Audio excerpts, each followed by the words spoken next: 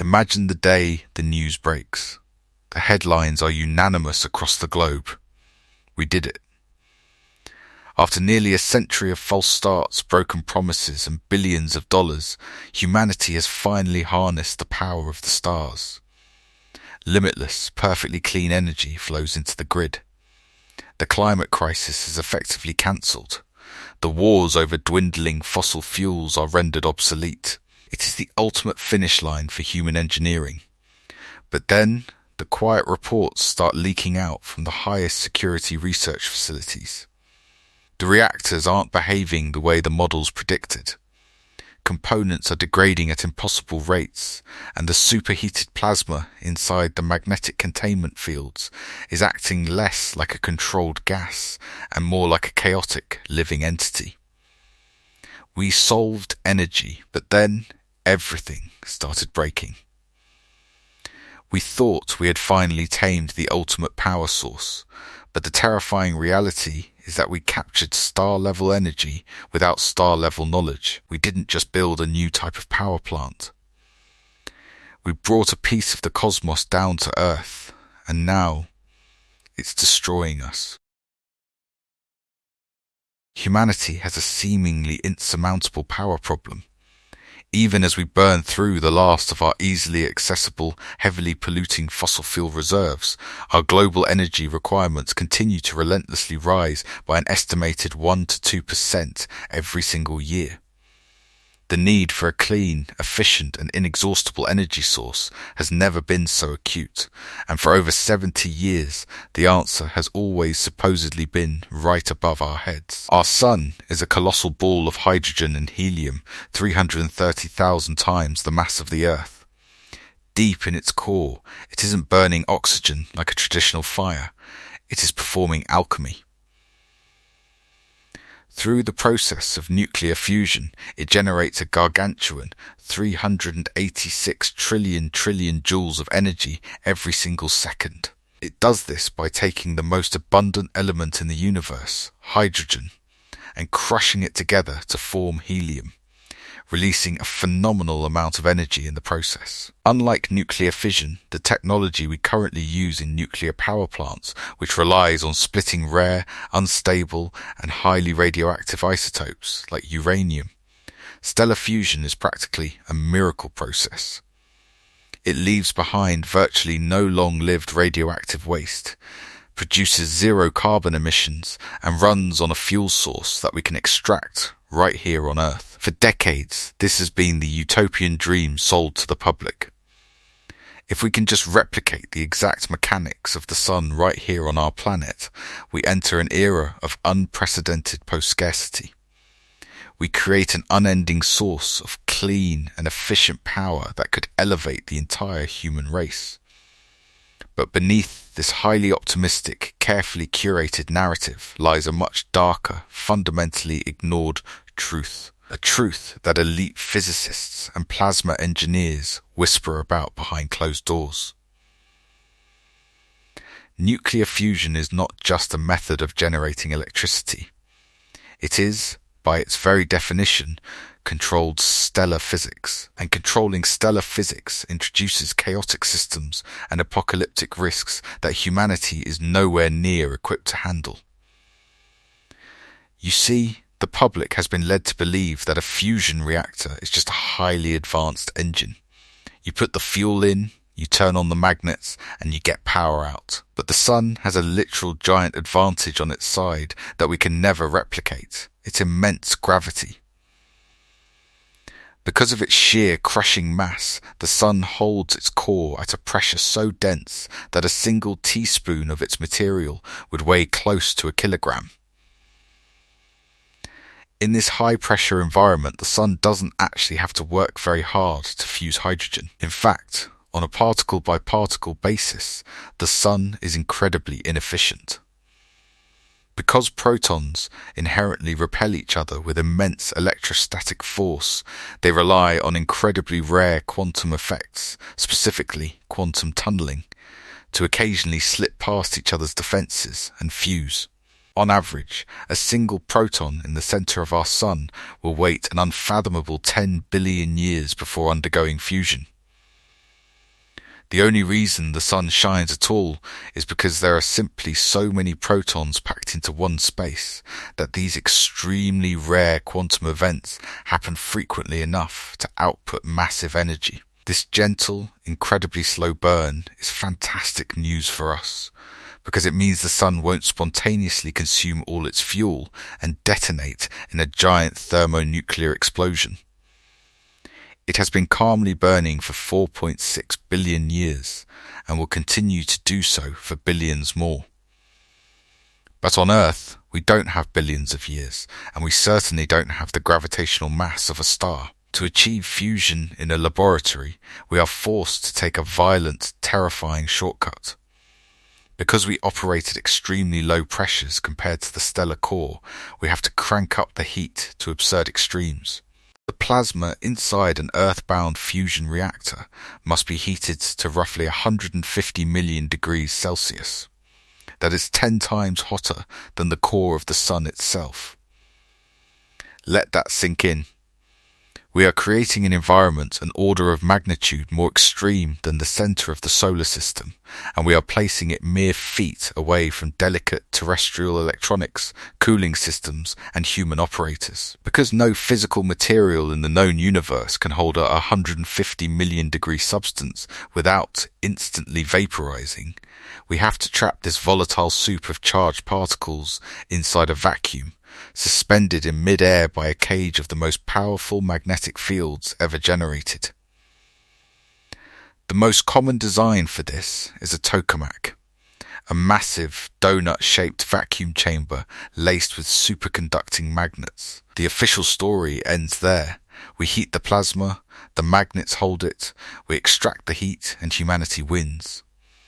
But that is a monumental lie of omission. What they don't tell you is that by taking this shortcut, by forcing a reaction that naturally takes billions of years to occur in a fraction of a second, we are not creating a benign, well-behaved machine.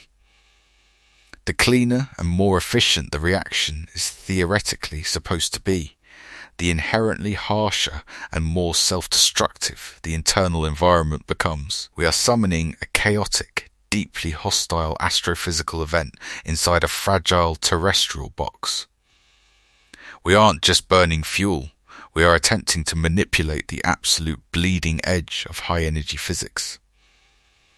And as we push these reactors to achieve the coveted net positive energy output, the plasma inside stops behaving like a predictable fluid that engineers can calculate. It starts reacting to its own magnetic fields. It starts organizing itself. It starts behaving with a terrifying level of emergent complexity. We chase the dream of unlimited power, completely blinded by the finish line. We assumed that if we could just build a strong enough cage, we could tame the beast inside. But the fundamental paradox of our greatest achievement is about to become horribly clear. We captured a star, but we forgot to ask if the star would fight back. For most of a star's life, it exists in a precarious, highly volatile balance. In the depths of the cosmos, a star is a battleground where two of the most fundamental forces in the universe are locked in an eternal, violent stalemate. Gravity relentlessly pulls inward, attempting to crush the star under its own astronomical weight, while the ferocious energy released by nuclear fusion pushes outward, preventing a total collapse. This delicate equilibrium is a naturally self-regulating system. If the rate of fusion drops, gravity compresses the core, which in turn increases the temperature and pressure, instantly sparking a faster rate of fusion. Our own sun, a colossal ball of hydrogen and helium 330,000 times the mass of the Earth, relies exactly on this monumental balance. Deep within its core, it generates a gargantuan 386 trillion joules of energy every single second. But when you analyze the actual mechanics of how our star generates this unfathomable power, the terrifying arrogance of human engineering begins to reveal itself. The sun is not a highly optimized, efficient engine. In fact, it relies on the brute, inescapable force of immense gravity to force fusion to happen at all. Deep inside the solar core, the gravitational pressure is so staggeringly intense that a single teaspoon of stellar material would weigh close to a kilogram. Even under this crushing weight, the positively charged protons naturally repel each other with immense electrostatic force, requiring incredibly rare quantum effects known as quantum tunneling to occasionally slip past those defenses and successfully fuse. The process is agonizingly slow. On average, a single proton in the heart of our sun will wait a mind-boggling 10 billion years before it successfully undergoes fusion. This exceptionally slow, gentle burn is the only reason the sun hasn't annihilated itself in a singular, catastrophic thermonuclear explosion. It has been calmly burning for billions of years, safely guarded by the inescapable cage of its own gravity. But humanity doesn't have the luxury of billions of years, and we certainly cannot replicate the gravitational mass of a celestial giant inside a terrestrial laboratory. To achieve the dream of limitless energy on Earth, we are forced to take a violent shortcut. And it is a shortcut fraught with profound existential peril. The largest experimental fusion reactors on Earth, such as the ITER project currently under construction in France, operate with merely a few grams of plasma suspended in a massive chamber of 830 cubic meters. Because we are forced to operate at such incredibly low pressure compared to the core of a star, we must compensate by cranking up the heat to absolute nightmarish extremes. The plasma inside an earthbound fusion reactor must be continuously heated to a staggering 150 million degrees Celsius. That is 10 times hotter than the center of the sun itself. At these apocalyptic temperatures, matter ceases to exist as a solid, liquid, or gas. The heat is so intense that electrons are ripped entirely away from their atomic orbitals, leaving behind a violently chaotic soup of free-floating, electrically charged particles known as plasma. While plasma is by far the most common state of matter in the universe, making up well over 99.9% of all visible matter, it is an incredibly alien and hostile substance to our cool, quiet planet.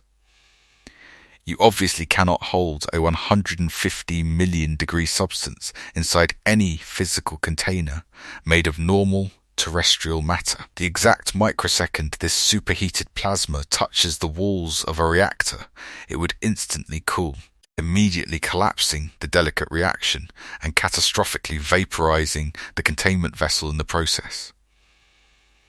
To solve this impossible physics problem, engineers turn to the invisible force of magnetic confinement fusion. Because the superheated plasma is entirely composed of charged ions and negative electrons, it can be manipulated, squeezed, and trapped by immensely powerful magnetic fields. The leading reactor design, known as a tokamak, utilizes a massive ring of superconducting magnets to hold this artificial blob of stellar material suspended in a continuous, donut-shaped vacuum. For decades, the public was fed a highly sanitized narrative. We were told that this was simply the ultimate evolution of the power plant. A brilliant, manageable engineering triumph. You turn on the supercooled magnets, you inject the isotopes, you heat the gas, and you harvest the boundless energy. But this is exactly where the foundational lie of the clean energy utopia begins to unravel. We didn't just build a new type of reactor. By sustaining an environment that only naturally exists inside celestial giants, we built a star.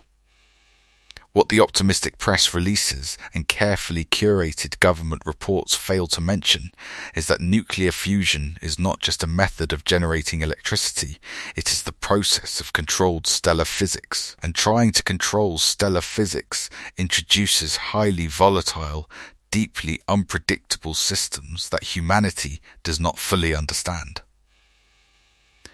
When you push a magnetic confinement reactor to sustain this intensely reactive environment for prolonged periods, The superheated plasma stops behaving like a passive, easily modelled fluid. According to the fringe but highly credible star behaviour emergence hypothesis, the plasma begins to self-organise. It starts reacting fiercely to its own internal magnetic fields, generating entirely unexpected magnetic interactions and triggering violent, non-linear feedback loops.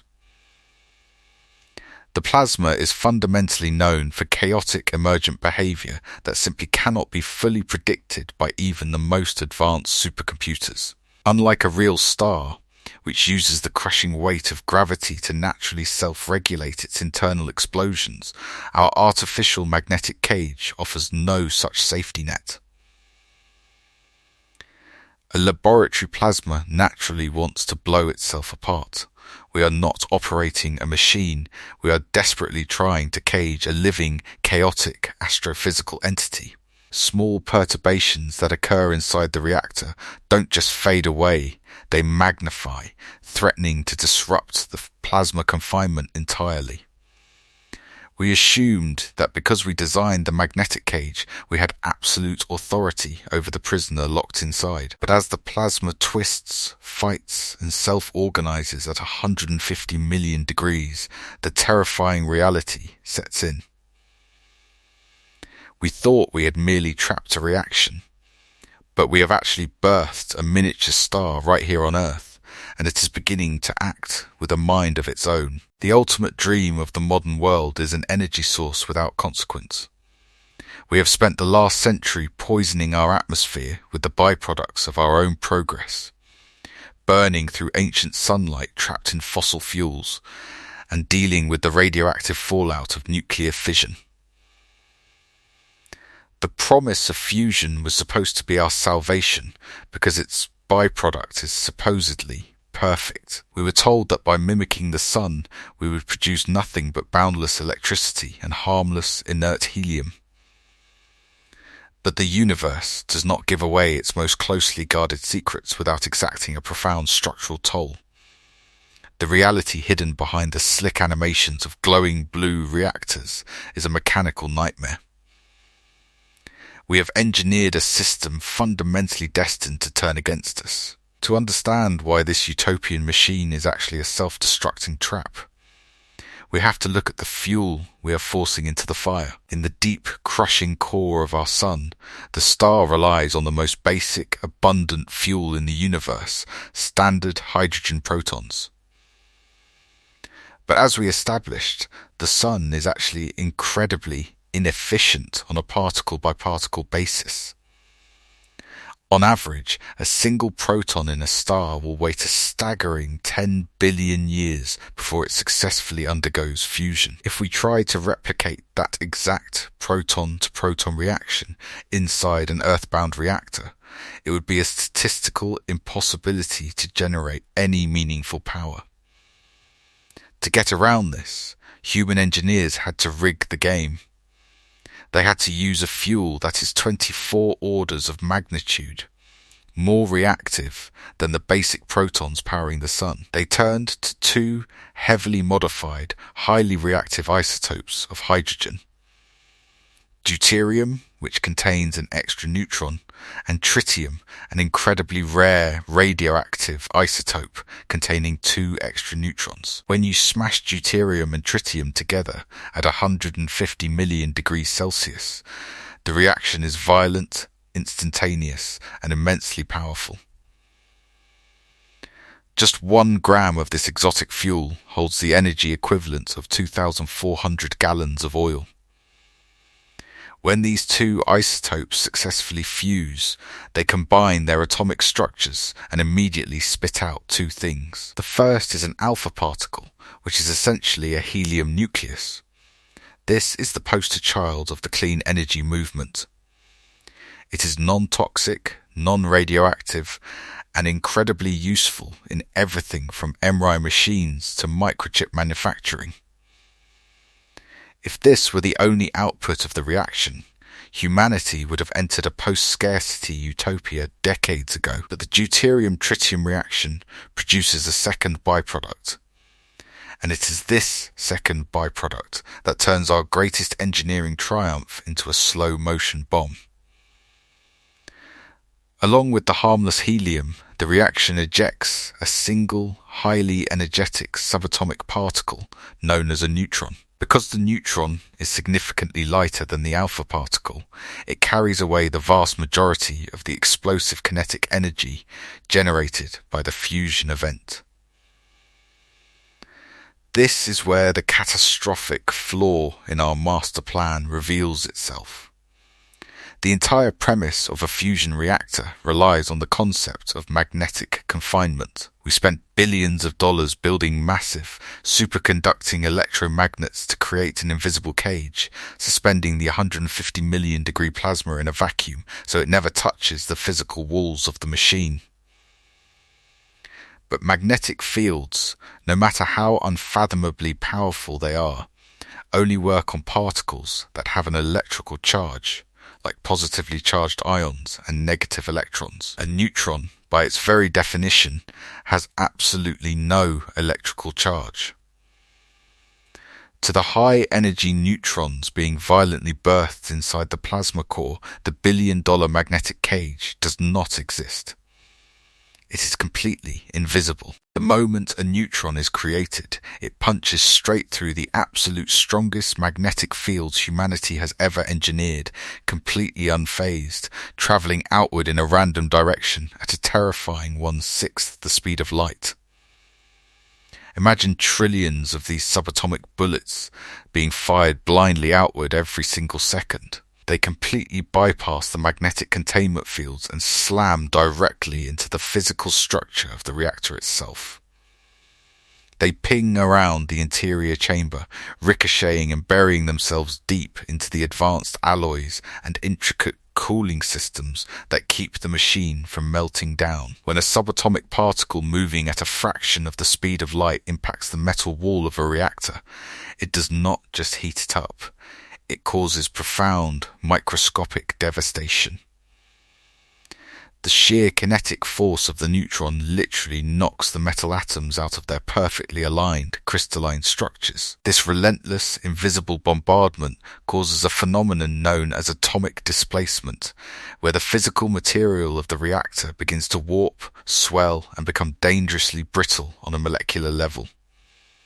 Worse still, as these rogue neutrons become absorbed by the nuclei of the reactor walls, they destabilize them. The incredibly expensive, highly engineered structural metals surrounding the plasma are fundamentally altered. The bombardment limits the lifespan of the reactor walls and internal components so severely that the very act of generating power inherently damages the internal mechanics. The process of sustained operation is entirely, inescapably self-destructive. This creates the ultimate terrifying paradox of human fusion engineering. The public has been conditioned to believe that a better, more efficient reactor is the goal. We celebrate every time a laboratory announces they have achieved higher plasma density or pushed the reaction to yield a net positive energy output. But the elite plasma physicists know the dark truth lurking behind these milestones. The cleaner and more robust the reaction becomes, the inherently harsher and more violently unforgiving the internal environment gets. If you want to power a city, you need more fusion events. If you have more fusion events, you produce exponentially more rogue neutrons. You are intentionally creating a denser, more devastating storm of relativistic shrapnel aimed directly at your own life support systems. The system has fundamentally turned against us, governed by a cruel, cosmic irony. The paradox is that the more efficient the reactor becomes at generating power, the faster it destroys itself. We believed we could outsmart the stars. We thought we could extract the raw, limitless energy of the universe without paying the toll. But by opting for the aggressive shortcut of deuterium and tritium, we built a machine where success is indistinguishable from self-immolation. We haven't built a clean energy utopia. we have built a high-tech sacrificial altar, one that demands the continuous obliteration of its own physical structure just to keep the lights on. And as we push these experimental reactors further toward commercial scale, the microscopic violence occurring in the walls of the containment chamber is threatening to trigger a very macroscopic, highly lethal chain reaction. For decades, the greatest minds on Earth operated under a fundamentally arrogant assumption. They believed that controlling a fusion reactor was, at its core, just an extremely complicated math problem. The engineers and theoretical physicists assumed that if we could build fast enough supercomputers, design powerful enough superconducting magnets, and feed in the perfect predictive algorithms, we could dictate the exact behavior of the 150 million degree soup spinning inside our billion-dollar machines. They treated the superheated plasma as if it were a highly complex fluid, fully expecting it to neatly obey the mechanical laws of fluid dynamics. But as these experimental reactors grew larger and the ignition times were pushed longer, the math abruptly stopped working. The plasma wasn't just sitting there, passively waiting for its energy to be harvested. It was waking up. Deep within the speculative forums of elite plasma physicists, a deeply unsettling concept began to take hold, one that shatters the sanitized public narrative of clean, obedient energy. It is known as the star behavior emergence hypothesis. This fringe but highly credible theory posits that when you trap a fusion reaction and sustain it long enough inside a magnetic cage, it crosses an invisible threshold. It fundamentally stops behaving like an engineered, predictable reaction and begins to act like exactly what it is, a living, breathing star. To understand the sheer terror of this realization, you have to understand what plasma actually is. When you heat matter to 150 million degrees Celsius, the heat is so intense that electrons are ripped entirely away from their atomic orbitals. What is left is a violently chaotic storm of free-floating, electrically charged particles. In the core of our sun, the behavior of this plasma is somewhat muted, crushed into submission by the unfathomable, inescapable weight of the star's immense gravity. But inside a terrestrial vacuum chamber, contained only by invisible walls of magnetic force, the plasma's true, wild nature is laid bare.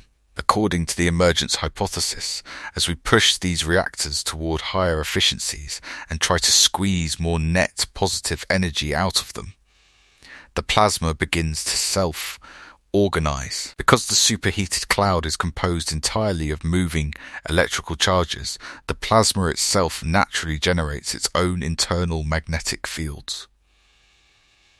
Suddenly, the billion-dollar magnetic cage designed by human engineers isn't just holding a passive gas, it is fighting a dynamic, reactive force. The plasma's own internal magnetic fields begin to violently interact with the external containment cage, creating brutal, unexpected magnetic interactions. This is where the dream of controlled fusion spirals into a nightmare of non-linear feedback loops. When engineers inject more energy into the system to stabilize the reaction, the plasma uses that very energy to fight back harder. The system becomes a victim of real, devastating anomalies like Rayleigh-Taylor instabilities. You can picture this instability by imagining trying to balance a heavy layer of water directly on top of a lighter layer of oil. The moment there is a slight shift. The heavier fluid aggressively fingers down through the lighter one, destroying the boundary.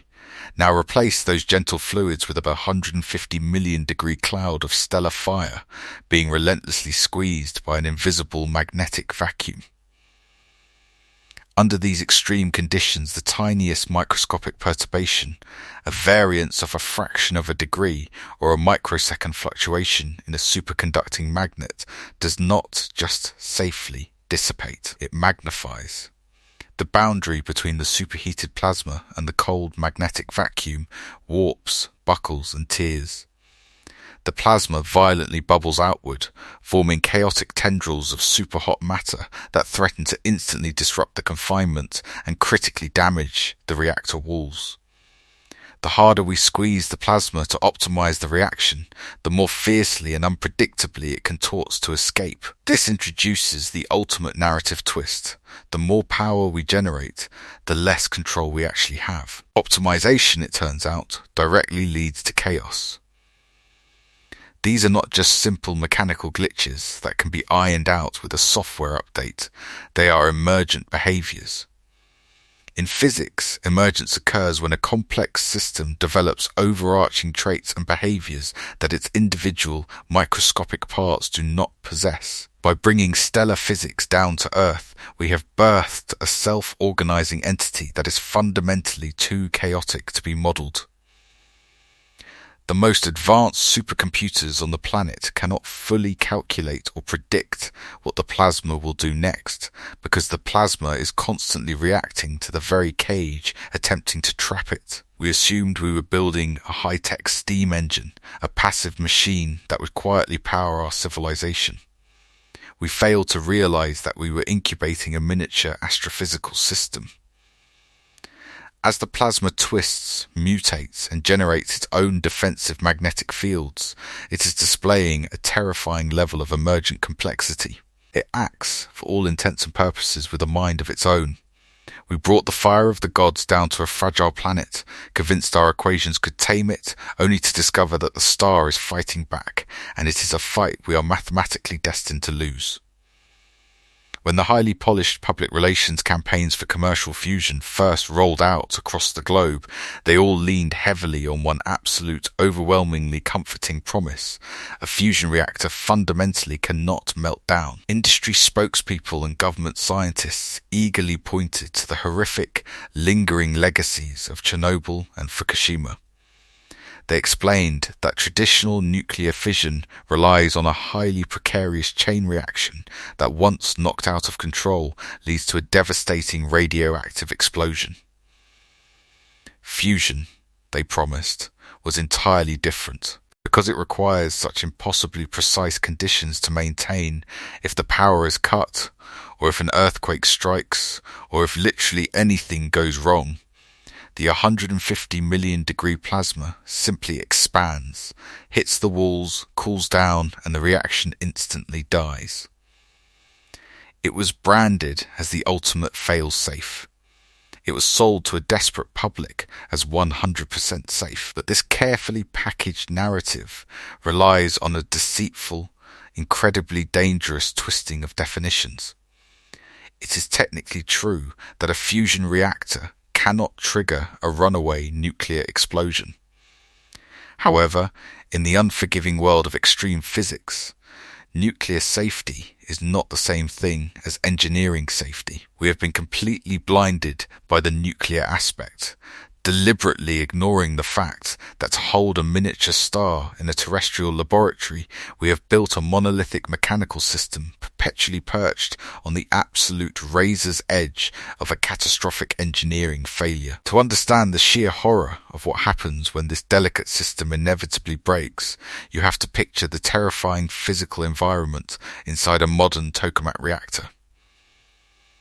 In the center, you have a swirling, self-organizing vortex of plasma burning at 150 million degrees Celsius, 10 times hotter than the core of the sun. But to create the invisible magnetic cage capable of holding that apocalyptic fire, you need a massive ring of gargantuan superconducting electromagnets.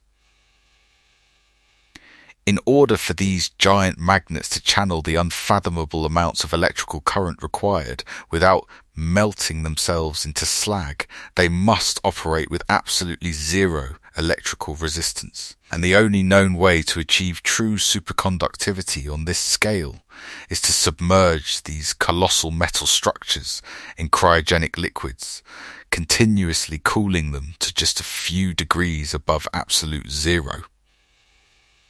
This creates the most agonizing, inherently unstable paradox in the history of human engineering.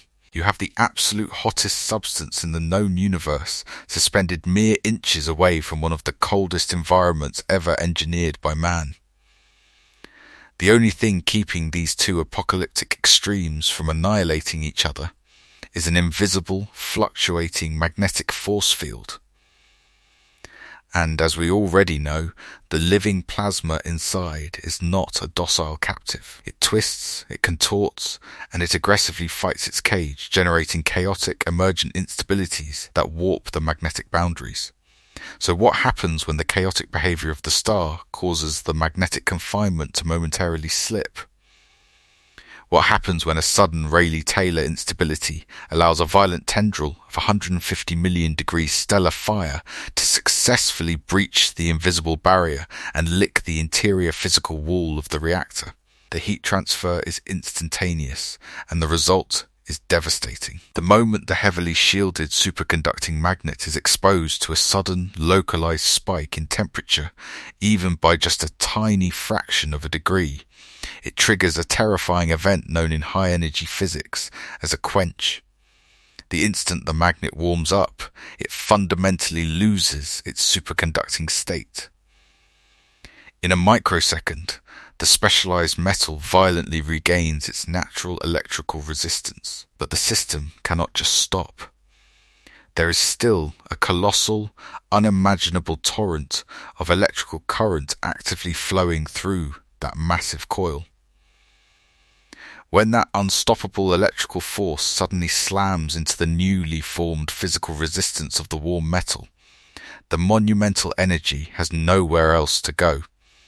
It converts entirely, instantaneously, into pure heat. In the blink of an eye, the sudden loss of superconductivity turns the very components designed to keep the reactor freezing cold into massive, unstoppable heaters. This is where the catastrophic, mechanical reality shatters the illusion of safety.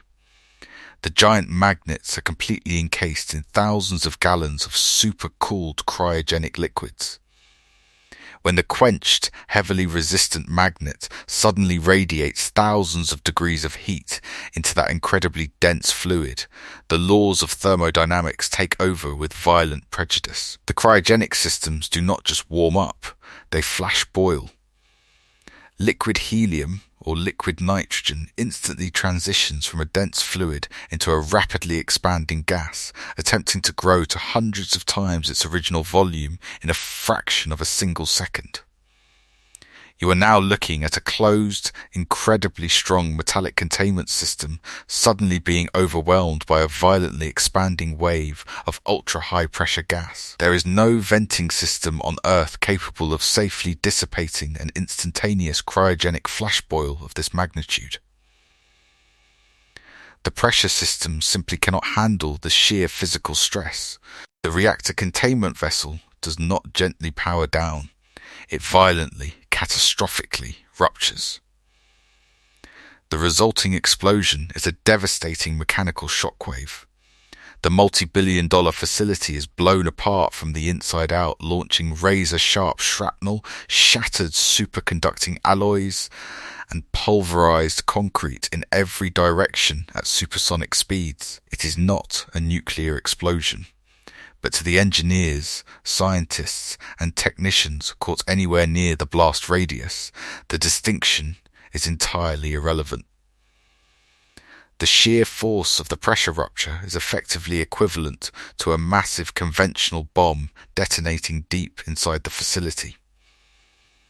The elite plasma engineers knew this was possible. It has been heavily discussed in obscure engineering forums and whispered about in private risk assessment meetings for years. The cooling failure that turns superconductors into heaters, causing rapid boiling and explosion, is a deeply acknowledged, terrifying reality of fusion infrastructure. Yet, the public was consistently fed the soothing lie of a perfectly safe, impossible-to-melt-down machine. We were so historically terrified of the slow, lingering death of nuclear fallout that we eagerly embraced the promise of a reactor that supposedly couldn't explode. We failed to realize that while we didn't build a nuclear bomb, We successfully built the world's most complex, delicate, and devastating cryogenic bomb. And then we dared to trap a chaotic, living star right in the center of it. Up until this point, we have looked at the terrifying reality of the machine itself. We have explored the microscopic violence of rogue neutrons, the chaotic emergence of living plasma, and the apocalyptic threat of a cryogenic bomb ticking away inside the magnetic cage. But to truly understand why this catastrophic technology was pushed past the point of no return, we have to look away from the physics and look directly at the darkest aspects of human ambition.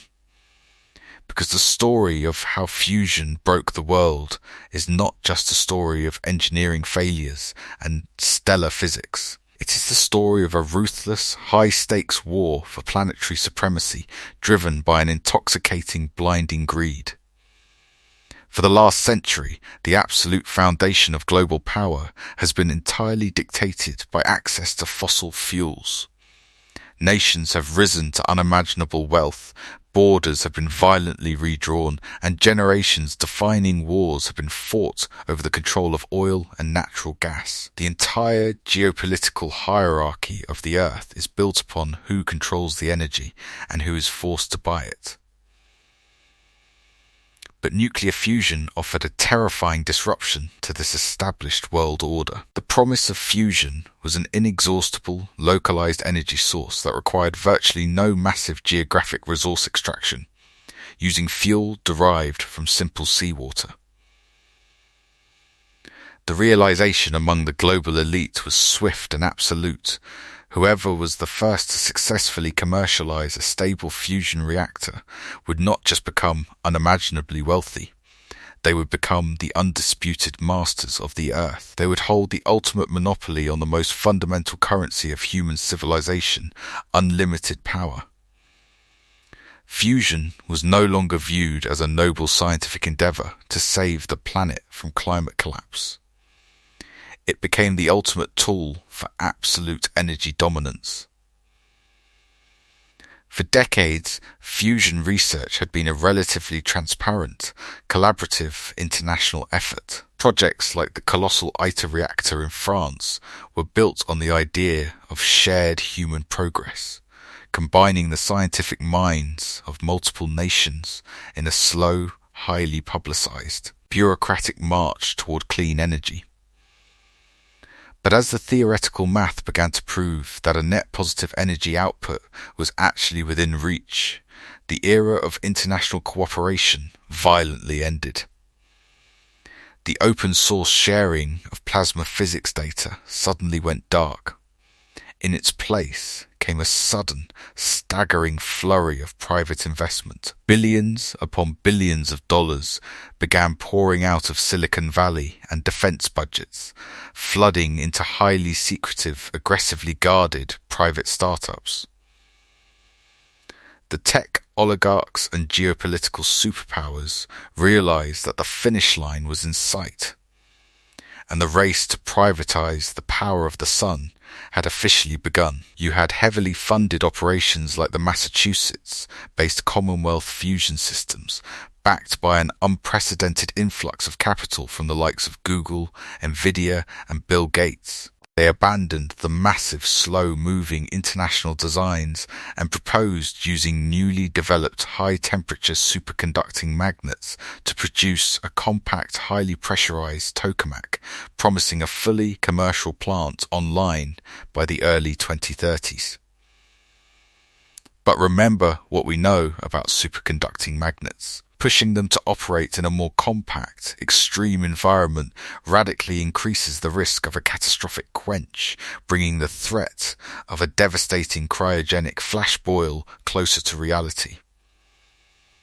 Then there were outfits like Helion, backed by deep pockets including Sam Altman, taking a completely radically, almost violently aggressive approach. Instead of gently holding a continuous plasma, they designed a machine to fire two massive rings of plasma directly at each other at over 1,000,000 kilometers per hour. attempting to force fusion through sheer, brute kinetic impact. They were attempting to bypass the highly destructive deuterium-tritium reaction entirely by using a rare isotope called helium-3, chasing a shortcut that required unimaginably high temperatures and massive pulsating electrical strains on the reactor components. This sudden, desperate rush of private capital fundamentally changed the nature of the work. The engineers were no longer just scientists trying to understand the cosmos. They were soldiers in a corporate and geopolitical war. The pressure to deliver a working reactor was absolute. Milestones had to be met. Patents had to be filed.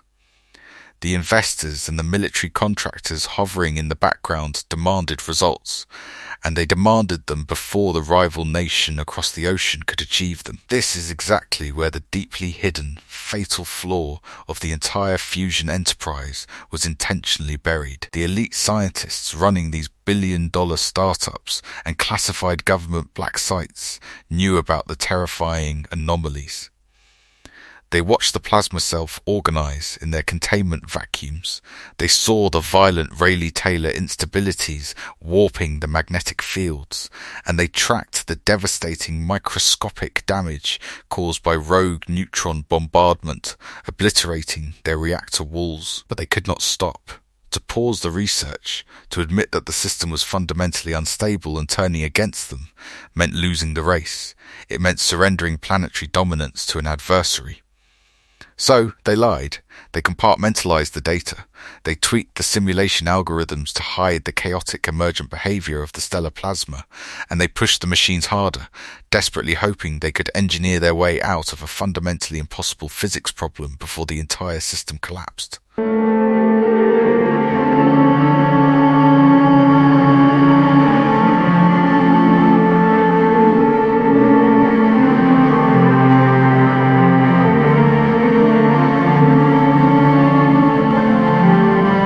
This is where the story shifts from a corporate technological race into a ruthless, blood-soaked geopolitical thriller.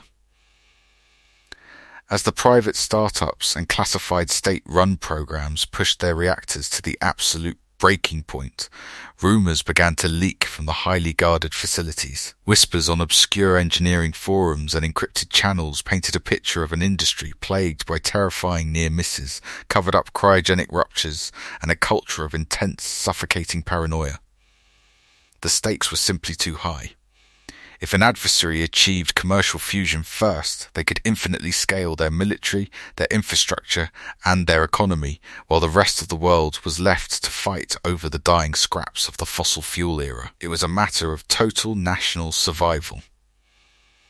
Industrial espionage escalated to unprecedented, terrifying levels. Advanced persistent threat groups, backed by state intelligence agencies, launched relentless cyber sieges against fusion laboratories, desperate to steal containment algorithms and magnetic field schematics.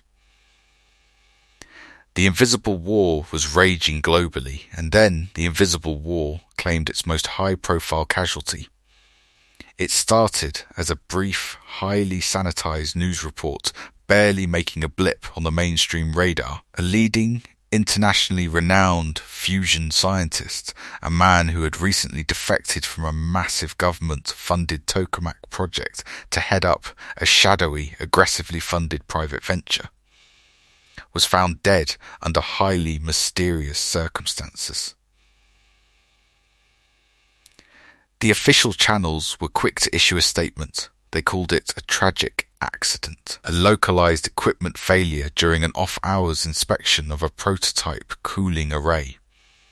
But almost immediately, the dark corners of the internet ignited with fierce, deeply unsettling speculation. In elite physics forums and highly encrypted whistleblower networks, a terrifying conspiracy element took hold, framing the death not as a tragic workplace accident, but as a calculated assassination in a high-stakes war for technological nationalism. The fusion arms race theory exploded online. The anonymous engineers and colleagues who analysed the leaked details of the facility's damage immediately noticed glaring inconsistencies. The blast pattern of the alleged cooling failure did not match the standard signature of a cryogenic blowout. Furthermore, the scientist who was killed was famously paranoid, known for his obsessive adherence to safety protocols and his growing vocal dread regarding the star behavior emergence hypothesis. The online speculation coalesced into two deeply disturbing possibilities, both of which highlighted the apocalyptic reality of the fusion race. The first theory posited that the scientist was murdered by a rival nation-state. In the ruthless calculus of the fusion arms race, human life is statistically irrelevant compared to the ultimate prize. By eliminating the lead visionary of a rival project, an intelligence agency could effectively decapitate their opponent's research, setting their timeline back by a decade and securing their own nation's path to planetary energy dominance. It was framed as a preemptive strike in the most important silent war ever fought in human history. But the second theory, whispered quietly by those deeply embedded in the reactor engineering teams, was far more terrifying. They believed the scientist wasn't killed by a foreign adversary. They believed he was silenced by his own people. According to this dark narrative, the dead scientist had recently realized the horrifying truth about the system they were building. He had run the long-term simulations on the intense neutron bombardment and had seen the inevitable neutron economy collapse. He had documented the undeniable proof that pushing the plasma to achieve a net positive energy output was triggering non-linear, chaotic feedback loops that could not be mathematically contained. He was preparing to go public, to blow the whistle on the entire industry and reveal that the limitless clean energy they were promising the world was actually a highly unstable self-destructing trap that would bankrupt the global economy and potentially vaporize the surrounding cities in catastrophic pressure ruptures. To the billionaires and the military generals bankrolling the project, this revelation would be devastating. It would immediately halt the influx of capital, crash the markets, and completely derail their path to absolute power. So, the theory goes, they orchestrated a localized, highly controlled mechanical failure to eliminate the threat, blaming it on the unpredictable nature of the experimental hardware. Whether the death was an act of foreign sabotage, a ruthless corporate cover-up, or a genuinely horrific manifestation of the reactor's inherent instability, the result was exactly the same. It served as a grim, undeniable marker that humanity had crossed a fatal threshold. Fusion was no longer just a science experiment. It was a weaponized ambition. The race had fundamentally broken the collective sanity of the world's most brilliant minds. In their desperate paranoid sprint to be the first to capture the fire of the gods, they entirely abandoned caution.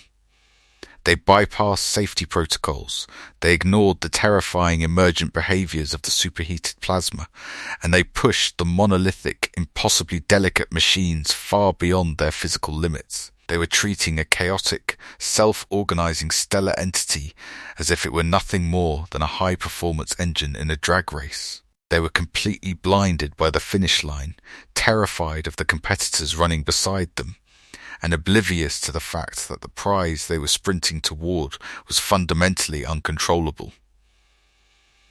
The tragic irony that sealed our fate was that the desperate race for planetary supremacy was exactly the catalyst that guaranteed the destruction of the very planet they were trying to conquer. Let's step away from the catastrophic cryogenic explosions and the shadowy assassinations for a moment. Let's imagine a terrifying alternative. Let's imagine a scenario where the engineers actually win. Let's say they somehow manage to tame the chaotic, self-organizing plasma.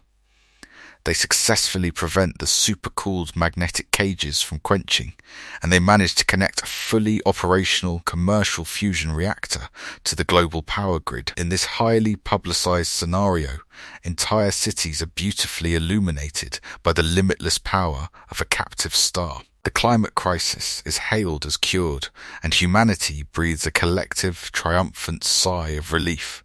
We did it. We finally crossed the finish line and entered the promised era of energy abundance. But this utopian vision hides a fatal systemic poison.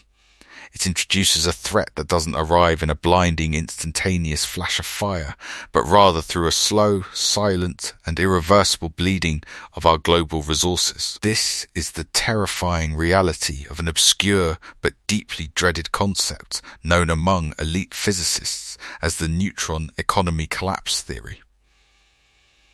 To understand why our greatest technological victory might inevitably become our ultimate undoing, we have to look completely past the reactor chamber itself and examine the civilization-scale infrastructure required to keep the machine running. As we established, the hyper-reactive deuterium-tritium fuel doesn't just produce harmless helium and boundless electricity. The vast majority of the explosive kinetic energy generated by the violent fusion event is carried away by incredibly fast, high-energy neutrons. Because these rogue neutrons possess absolutely zero electrical charge, they completely ignore the billion-dollar magnetic containment fields streaming blindly out of the reaction in every conceivable direction at an astonishing 1/6 the speed of light.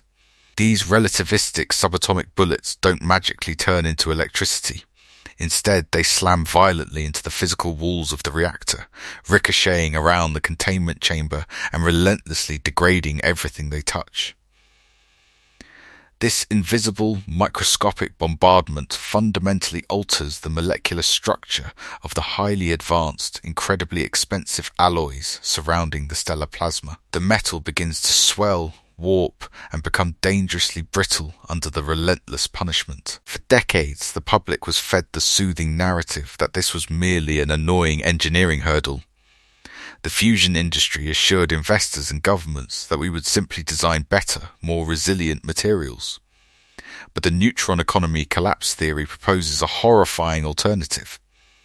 What if the extreme neutron flux damages these materials at a rate that is fundamentally faster than anyone ever predicted, or that we are mathematically capable of preventing? Imagine a sprawling, futuristic metropolis completely dependent on a local commercial fusion plant.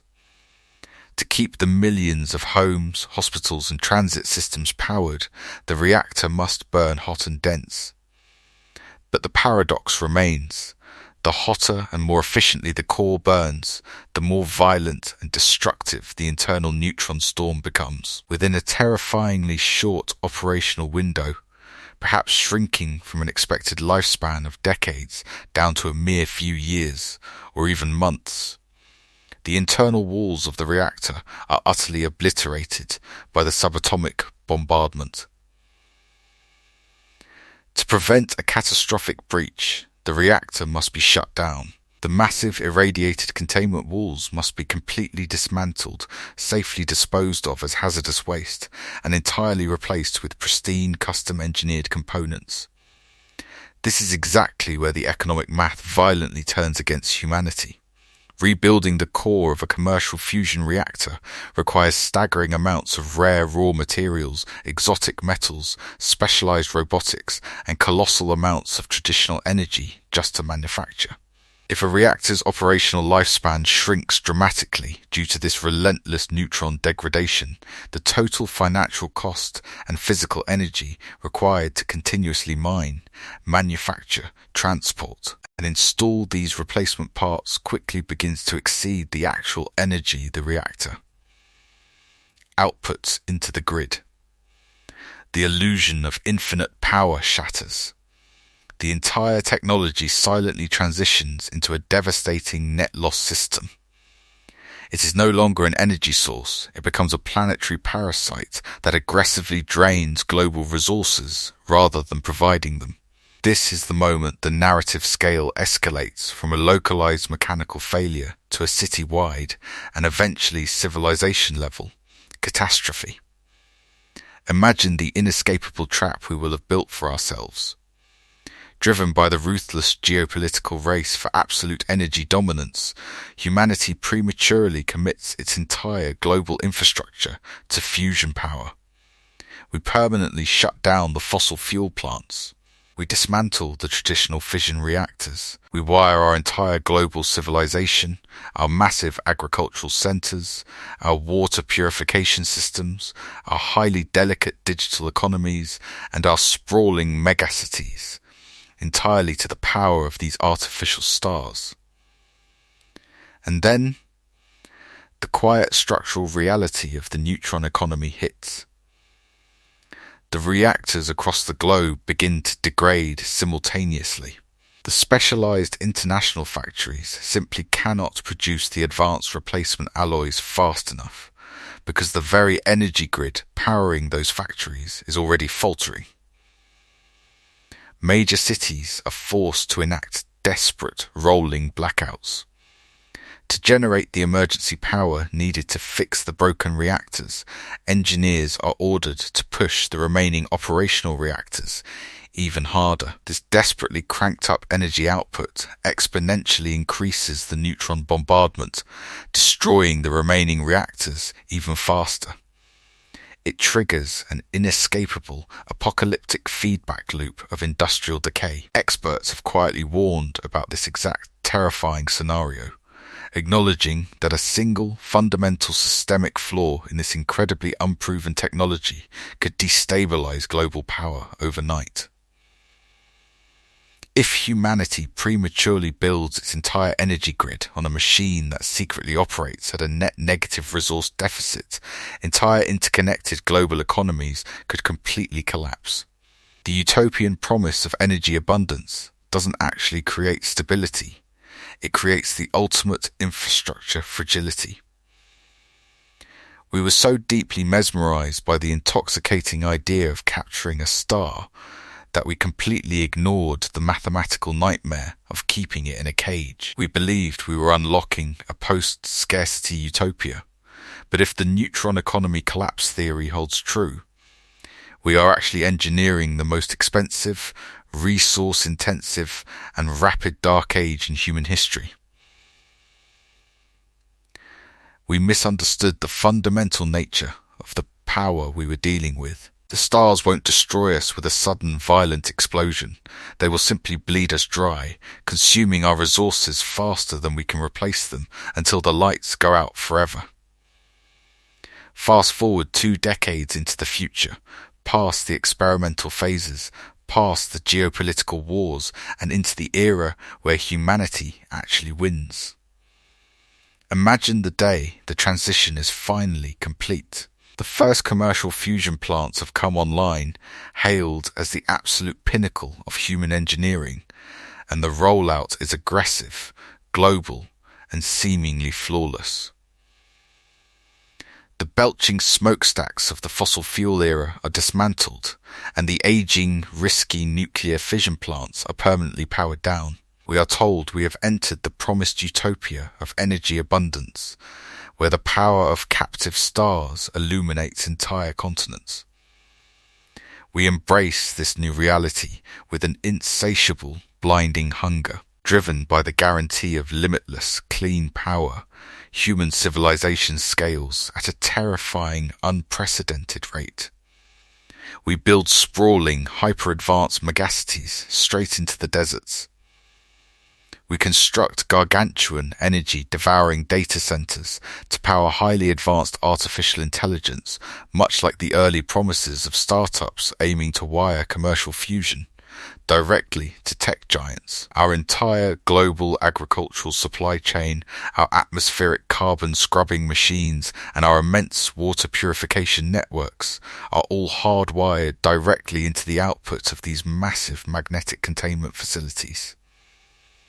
The energy is supposedly so cheap and so boundless that we do not just use fusion, we become fundamentally, entirely dependent on it. We erase the backup systems because, in a world powered by artificial stars, a backup system is viewed as an obsolete relic of a primitive past. But beneath this highly polished, glowing utopian surface, the foundation of the world is quietly rotting away. This is the terrifying reality of the slow collapse. The public doesn't see the panicked, exhausted engineers working in the highly irradiated depths of the fusion facilities. They don't see the frantic, heavily encrypted data streams passing between the world's leading physicists. We solved energy, then everything started breaking becomes the unspoken, horrific mantra of the global power elite. The cracks begin to show, and they are mathematically inescapable. The neutron economy collapse theory we explored earlier is no longer a fringe academic paper.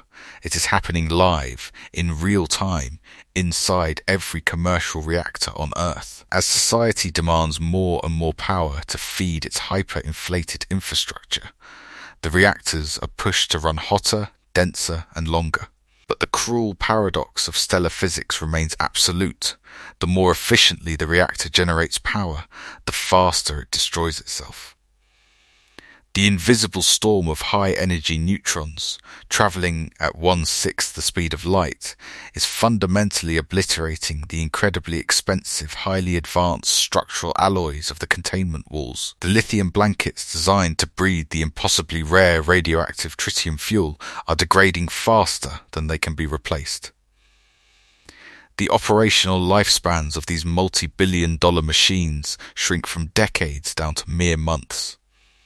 The financial and physical toll of continuously mining, manufacturing, and installing these highly irradiated massive replacement parts begins to aggressively outpace the actual energy the reactors output. The technology silently transitions into a devastating net loss system, quietly draining the planet's remaining raw materials just to keep the artificial stars burning for one more day. Yet, the reactors cannot be turned off. Because society has grown so unimaginably massive and so entirely dependent on this specific energy grid, shutting down a regional tokamak to perform critical maintenance plunges millions of people and vital life support infrastructure into immediate darkness. So, the governments and the corporations make the only choice they feel they have left. They push the machines even harder. They delay the maintenance. They tweak the algorithms, desperately attempting to force the extremely hostile superheated plasma to hold its shape just a little longer inside its failing magnetic cage. This brings us to the climax of our technological arrogance. We were promised that unlimited energy would bring us ultimate security, but it actually created the exact opposite. Energy abundance hasn't created a utopia, it has created ultimate infrastructure fragility. We built our entire civilization on fundamentally unstable emergent stellar physics. We are no longer dealing with simple power plants. We are dealing with chaotic, self-organizing plasma that is continuously fighting its confinement trapped inside a decaying mechanical structure.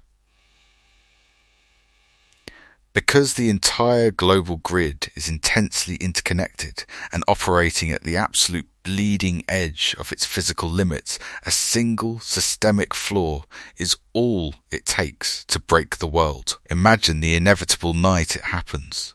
Deep inside a massive commercial reactor powering a major sector of the globe, the chaotic stellar plasma self organizes in a way the algorithms fail to predict. A violent Rayleigh-Taylor instability twists the 150 million degree fire, warping the magnetic fields just enough to lick the degraded, neutron-battered interior wall. The microscopic temperature spike triggers an instantaneous quench in the superconducting magnets. The cooling system flash boils, and the reactor's automated safety protocols violently sever its connection to the grid to prevent a catastrophic cryogenic explosion. Instantly, a massive, gaping deficit tears through the global energy network.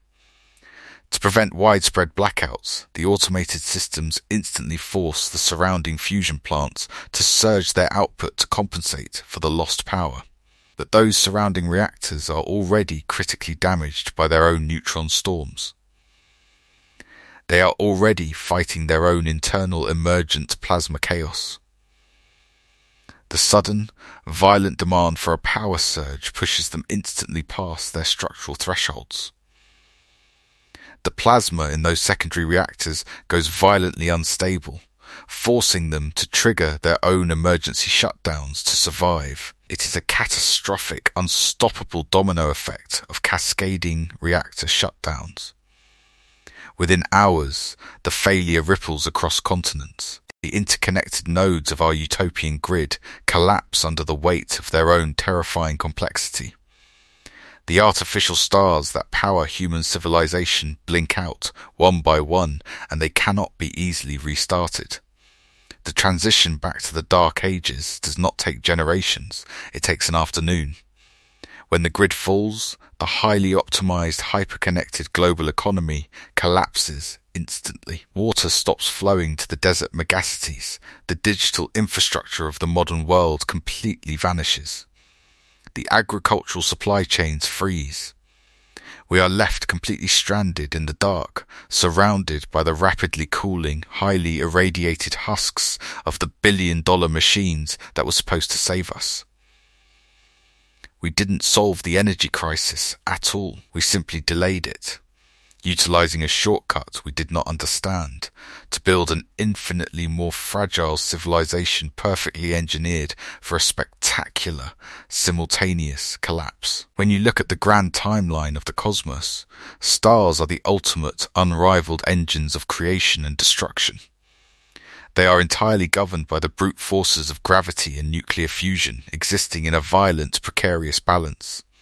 They forge the very elements that make up our universe, and when they reach the end of their lifespans, they can detonate with such unimaginable ferocity that they outshine entire galaxies, wiping out planetary systems in a fraction of a second. They are wild, self-regulating, and inherently dangerous entities.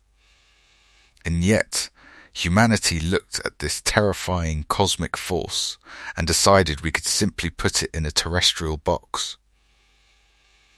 We believed that our supercomputers and our superconducting magnets were stronger than the fundamental laws of astrophysics.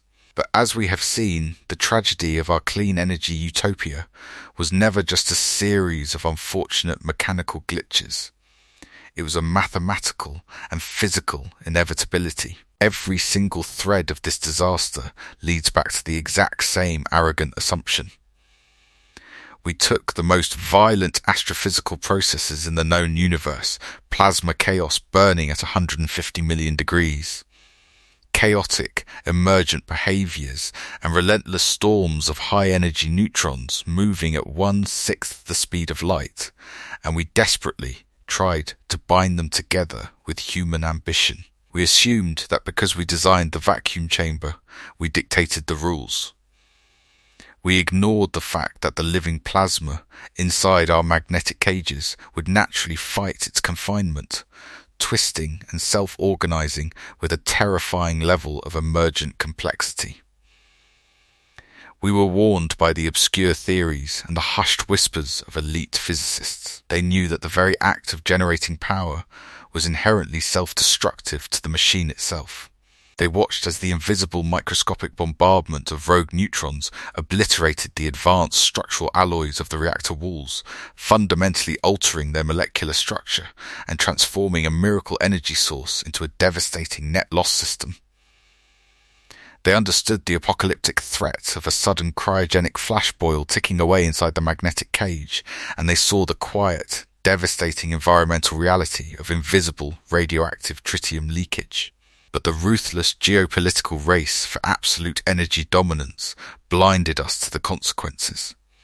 The sudden influx of billions of dollars from private startups and state intelligence agencies forced us to push these monolithic, impossibly delicate machines far beyond their physical and mathematical limits. We permanently wired our entire global civilization, our sprawling megacities, and our highly delicate digital economies directly into an energy grid built on fundamentally unstable, emergent stellar physics. We thought we were building an era of unprecedented energy abundance, but we were actually engineering the ultimate infrastructure fragility. We traded the slow, choking poison of fossil fuels for a highly optimized, hyper-connected planetary trap. When the cascading reactor shutdowns finally tore through the global network, it wasn't a failure of a single valve or a faulty algorithm. It was the absolute, inescapable collision of plasma chaos, stellar physics, extreme material limits, and blinding human ambition, all converging at a planetary scale. The true horror of our story is that the outcome was always staring us right in the face. We were so deeply mesmerized by the intoxicating idea of post-scarcity that we bypassed all caution. We refused to see that optimization directly leads to chaos, and that the cleaner and more efficient we made the reaction, the more fiercely the star fought back. This is the ultimate tragic irony of our species. Humanity didn't fail to control fusion. We failed to understand what we were controlling.